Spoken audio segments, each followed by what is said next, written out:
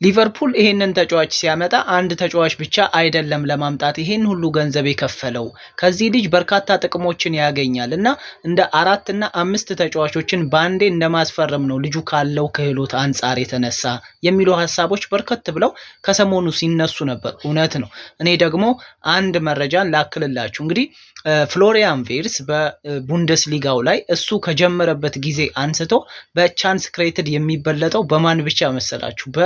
ቶማስ ሙለር ነውና ቶማስ ሙለር ወደ 316 ያህሎችን ቻንስ ክሬት አድርጓል። ያ ማለት ፍሎሪያን ቪርትዝ በቡንደስሊጋ ላይ መጫወት ከጀመረበት ጊዜ አንስቶ ማለት ነውና ሁለተኛ ላይ የሚቀመጠው እንግዲህ ፍሎሪያን ቪርትዝ ራሱ ነው። ወደ 253 ያህል ቻንሶችን ክሬት ማድረግ የቻለ ተጫዋች ነው ማለት ነው።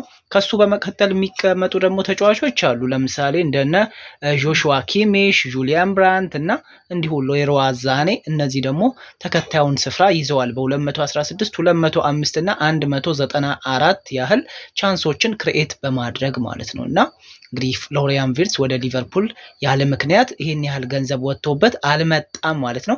ለማንኛውም እንዲህ አይነትና መሰል መረጃዎች እንዲደርሷችሁ ፕላስ ምልክቷን መጫን እንዳትረሱ። ፎሎ፣ ላይክ፣ ሼር ይመቻችሁ።